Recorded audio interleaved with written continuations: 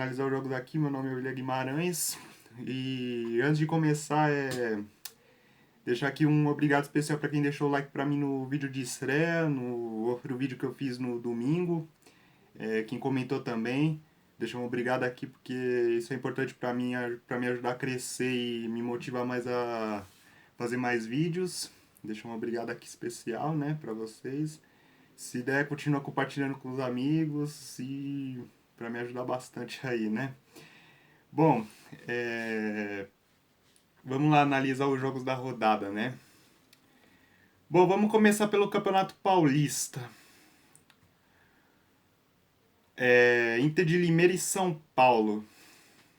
Olha, o São Paulo vai ter que recuperar pontos, né? Já que empatou contra o Botafogo de Ribeirão Preto no Morumbi na estreia.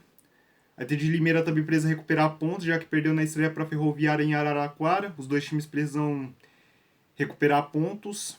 Só que o São Paulo tem a necessidade maior ainda pelo fato de ter empatado em casa com o Botafogo de Ribeirão Preto e não fazer um início ruim de Campeonato Paulista. Se eu fosse arriscar um palpite para esse jogo, olha, um 2-1 chorado pro São Paulo. Acho que o São Paulo ganha ali, mas chorado, 2-1. Santos e Ferroviária na Vila Belmiro. Estreia do novo técnico, né? Estreia do Ariel Holan no comando do Santos. E aí, como eu falei no vídeo anterior, fica a dúvida com relação a esse Santos, né? Se vai ser o mesmo Santos que chegou na final da Libertadores ou se vai ser um time que vai mudar o estilo de jogo. A gente não sabe como é que vai ser o Santos nessa temporada. O Santos vai demonstrar jogo a jogo nessa temporada como é que vai ser esse Santos. Se vai ser um Santos igual que foi finalista da Libertadores ou se vai ser um Santos que vai cair de rendimento. Bom, se eu fosse arriscar um palpite para esse jogo, eu arriscaria 1-0 Santos, porque eu acho que a Ferroviária vai vir muito com a proposta de se defender, jogar pelo contra-ataque, e a Ferroviária é um time que sabe usar muito bem isso, pelo que a gente viu nas últimas edições do Campeonato Paulista. Então acho que o Santos ganha ali, mas de 1-0 magro.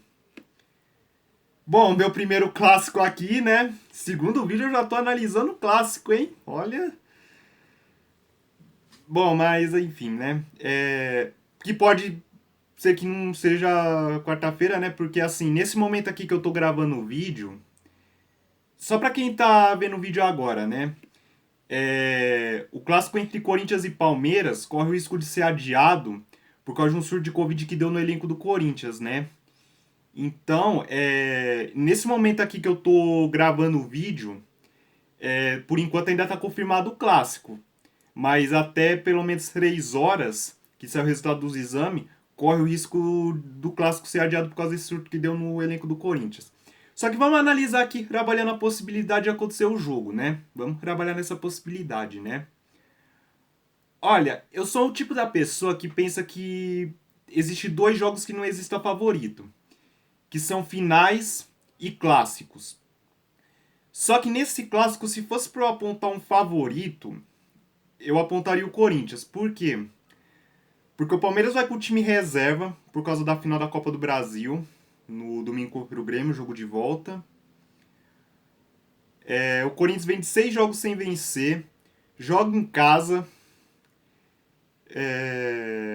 O Corinthians é um time que costuma se sobressair nos clássicos nesses últimos anos. Se fosse para arriscar um palpite caso aconteça o jogo, né? Porque nesse momento aqui que eu tô fazendo o vídeo, por enquanto ainda tá confirmado o jogo. Só que pode ser que depois que sair o vídeo, o clássico seja adiado. Mas vamos trabalhar nessa hipótese aqui agora. Se acontecer o jogo, eu arriscaria um 2-1 pro Corinthians. 2-1. Pelo fato do Palmeiras estar com o time reserva para esse jogo. Já visando a final da Copa do Brasil domingo. Então eu arriscaria um 2-1 pro Corinthians. E pelo fato do Corinthians estar jogando em casa. Bom, agora vamos pro Campeonato Carioca. Começa o Campeonato Carioca hoje, né? Vamos lá. Flamengo e Nova Iguaçu. Olha, se o Flamengo fosse com os titulares, Eu arriscaria uma vitória tranquila do Flamengo, se o Flamengo fosse com os titulares. Só que como o Flamengo deve ir com um time sub-20 contra o Nova Iguaçu, eu vou arriscar ali uns 2-0 pro Flamengo. Uns 2-0. Uns 2-0 assim, jogando aquele futebol burocrático, jogando aquele futebol pro gasto. Acho que vai ser 2-0 Flamengo. Se o Flamengo fosse com o time titular, eu iria de uma vitória mais tranquila. Mas como o Flamengo provavelmente vai com o time sub-20, eu vou de 2-0. Vamos lá. Vasco e Portuguesa da Ilha do Governador. Olha, o Vasco anunciou o novo técnico, né? O Marcelo Cabo, que estava no Atlético Goianiense. Fica uma dúvida como é que vai ser o Vasco nessa temporada, né? Porque o Vasco joga a Série B nesse ano, né? Do Campeonato Brasileiro. Vai usar o Campeonato Carioca para preparar o time. E vai precisar dar uma resposta nesse Campeonato Carioca após a campanha ruim que fez na última edição, a edição de 2020. Olha, se eu fosse arriscar um palpite para esse jogo, eu arriscaria 1-0 Vasco. 1-0 ali, olha, 1-0 apertadaço. 1-0 ali com maiores dificuldades. A Portuguesa ali se defendendo, jogando por uma bola, ameaçando em um ou outro contra-ataque. Vou arriscar 1-0 Vasco para esse jogo. Vamos lá. Botafogo e Boa Vista. Olha, o Botafogo é um time que quando joga no Engenhão costuma tropeçar muitos jogos e teoricamente fáceis. E eu acho que não vai ser diferente contra o Boa Vista. Eu acho que vai ser 1-1 esse jogo. Porque o Boa Vista é aquele time enjoado, pelo que eu acompanhei das últimas edições do Campeonato Carioca. É um time muito enjoado. É um time que sabe se defender, sabe usar muito bem o contra-ataque. Eu acho que o Botafogo é um time que jogando no Engenhão costuma tropeçar jogos que ele é considerado favorito. Então eu acho que esse aí não vai ser diferente. Eu acho que vai ser 1-1 Botafogo e Boa Vista. Vamos lá, Resende e Fluminense. O Fluminense talvez vai ser a estreia do Roger Machado no comando do Fluminense. Eu vou arriscar aqui um 2-1 pro Fluminense. Vou arriscar aqui um 2-1. Porque o Fluminense nesse Campeonato Carioca ele vai usar mais o time para preparar para Libertadores. Campeonato Gaúcho. Estreia do Grêmio, né, contra o Brasil de Pelotas. O Grêmio muito provavelmente vai com o time reserva por causa da final da Copa do Brasil no domingo contra o Palmeiras. Olha, difícil, hein? Jogo difícil pro Grêmio. O Brasil de Pelotas é um time muito complicado de se jogar no Campeonato Gaúcho.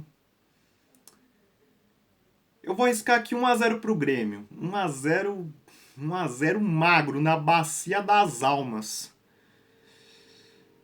Vamos lá, Pelotas Internacional. O Internacional ainda tá usando o time da base. Ontem jogou com o time da base no jogo contra o Juventude.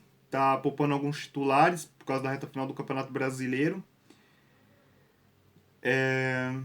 Olha, se eu for arriscar um palpite para esse jogo, eu acho que o Inter ganha com 2-0 sem muitas dificuldades. 2-0 pro Inter, nesse jogo contra o Pelotas.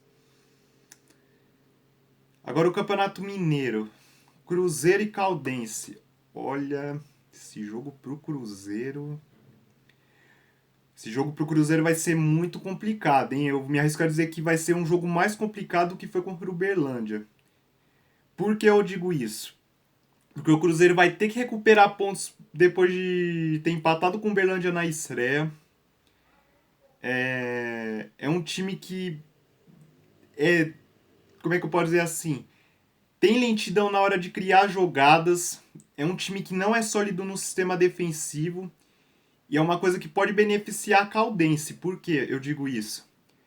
Porque a Caldense é um time que tanto sabe se defender como usar o contra-ataque a seu favor. É só pegar o que a Caldense fez contra times grandes nessas últimas edições do Campeonato Mineiro, algumas vezes chegando até aí para semifinais e final de Campeonato Mineiro. É um time que nunca é fácil de você se enfrentar. E quando você joga contra a Caldense como mandante, a dificuldade é maior ainda, por essa proposta de jogo da Caldense. E o Cruzeiro contra times que vêm com esse tipo de proposta costuma mostrar muita dificuldade pela lentidão da criação que o Cruzeiro tem desde o ano passado. Bom, se fosse para arriscar um palpite para esse jogo, eu arriscaria um empate. 1-1 para esse jogo. Tombense e Atlético Mineiro. Outro jogo complicado para os grandes de Minas, né? A Tombense é um time que na última temporada chegou na final do Campeonato Mineiro. Chegou na final do Campeonato Mineiro contra o próprio Atlético. É um time que nos últimos anos vem fazendo boas campanhas no Campeonato Mineiro. Vem fazendo boas campanhas na Série D do Campeonato Brasileiro. É um time que costuma também dificultar contra os grandes, como Cruzeiro e Atlético. E o jogo é lá na casa da Tombense. Jogo que provavelmente pode marcar a estreia do Hulk com a camisa do Atlético Mineiro. O Atlético Mineiro corre para registrar ele lá na Federação Mineira. Bom, se eu fosse arriscar um palpite para esse jogo, eu arriscaria 1-1. 1-1 para esse jogo entre Tombense e Atlético Mineiro. Bom, essa é a minha análise, meus palpites. E antes de terminar aqui o vídeo, falar duas coisas, né? Primeiro, agradecer quem deixou o like nos dois vídeos que eu postei, quem comentou, e porque isso aqui me ajuda muito, né? Me motiva mais para fazer mais vídeos, para tentar crescer no canal. Agradecer vocês, porque o meu sucesso depende de vocês, né? Meu sucesso não depende só de mim, né? Depende de vocês também, né? Pra eu conseguir, né? E segundo, anunciar que em breve a gente vai ter umas novidades aqui no canal, ó. Amanhã eu vou tentar ver de mandar botar o vídeo das competições que eu vou fazer aqui no canal, das competições que eu vou analisar. E também, semana que vem, eu vou tentar fazer um quadro. Como a gente sabe, a temporada de 2020 terminou agora e está começando a de 2021. E tem torcedor que fica naquela, qual jogador eu dispensaria no meu time e quais eu manteria? Eu vou fazer um vídeo tipo esse para cada clube grande aqui do futebol brasileiro. Eu vou começar com o time que eu tô só para dar um exemplo assim, sabe? Para quem não sabe, eu sou São Paulino, né? Eu vou começar assim fazendo a lista de dispensa do São Paulo só para dar um exemplo. Depois, eu vou fazer de outros clubes como Corinthians, Palmeiras, Santos, Botafogo, Vasco, Flamengo, Grêmio, Inter, Atlético, Cruzeiro, enfim, dos clubes grandes aqui do futebol brasileiro, né? Assim, porque como a gente sabe, né, quando termina uma temporada e começa uma próxima, os torcedores ficam assim, fazendo assim uma análise. Quem eu colocaria na lista de dispensa do meu time, quem eu manteria, quem eu poderia fazer de contrato. Então, quem eu manteria, quem eu faria de contratação. Enfim, eu vou fazer um vídeo tipo esse. Eu vou começar pelo time que eu torço, que é o São Paulo, só para dar um exemplo, beleza? Bom, não esquece de se inscrever, deixar o like e se der compartilhar com os amigos para me ajudar aí, né? E agradecer para quem deixou o like, os comentários no vídeo anterior, que isso me ajuda muito a crescer, porque o meu sucesso depende de vocês.